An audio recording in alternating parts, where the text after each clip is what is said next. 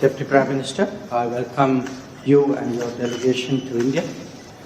We meet at a time when the world is under considerable churn.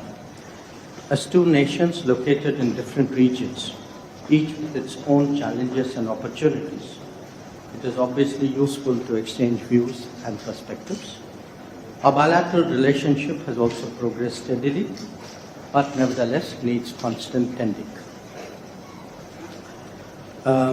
India and Poland have traditionally enjoyed warm and friendly ties.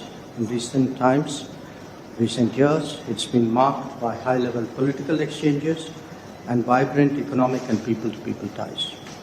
The visit of Prime Minister Narendra Modi to Poland in August 2024 saw our relationship elevated to a strategic partnership status. Today, Deputy Prime Minister, we would review the Action Plan 2024-28, through which we seek to realize the full potential of our strategic partnership. We will also discuss ways to take forward our cooperation in trade and investment, defense and security, clean technologies, and digital innovation. Poland is one of India's largest trading partners in Central Europe.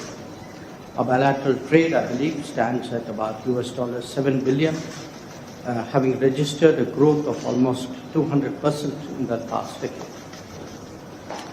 Indian investment in Poland has surpassed $3 billion, creating a number of job opportunities for Poles. India's strong economic growth, size of its market, and pro-investment policies provide immense opportunity for Polish businesses. We will also explore promoting deeper cultural and people-to-people ties. The Dobre Maharaj remains a cherished link. I recall meeting Polish youth in February last year under the first Cham Saheb Memorial Youth Exchange Program. It is heartening to note that Indology continues to thrive and yoga is popular in Poland. Today, our conversation will naturally cover regional and global developments. In particular, an exchange of assessments on our respective neighborhoods would be useful. You have been speaking about it publicly during your visit as well. In recent past, both in New York last September and in Paris this January, I have candidly shared our views on the Ukraine conflict and its implications. While doing so, I have also repeatedly underlined that the selective targeting of India is both unfair and unjustified. I do so again today.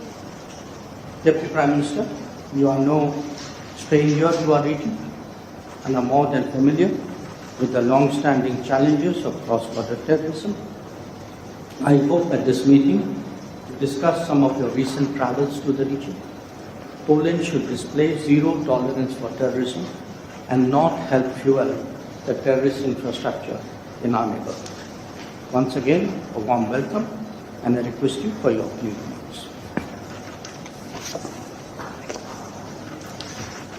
Thank you very much for inviting me. As I've already mentioned, I was delighted to be attending for the first time the Jaipur Literary Festival, a great global cultural event. As you said, I personally have been to India many times before, privately and officially, but for the first time since the establishment by our Prime Ministers of the strategic partnership.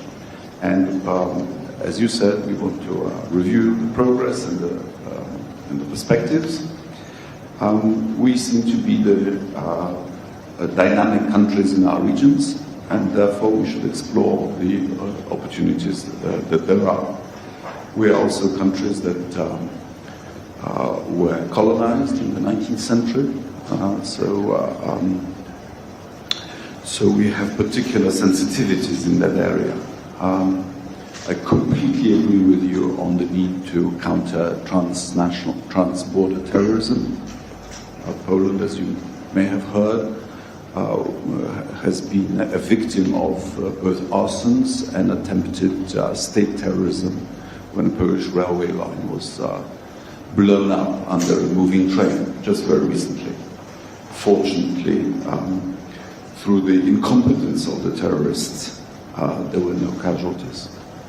I also completely agree with you on the unfairness of selective targeting by tariffs, and we in Europe know something about that also, and we fear that this is progressing to a global trade turbulence. I was very glad to be able to discuss with you in Paris the state of affairs in the format of Weimar Triangle Plus, and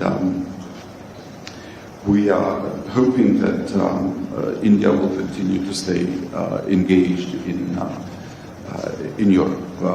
We've noticed that you are establishing embassies everywhere in Europe, which means that you are serious about relations with the European Union. It will be the turn of our Prime Minister to come to India, and I hope that happens before too long. Again, thank you for inviting me, and I'm looking forward to our exchanges. Thank you very much. Of course, the selective targeting is not limited to tariffs. I think there have been other forms of selective targeting, but we will discuss. So once again, thank you, Press.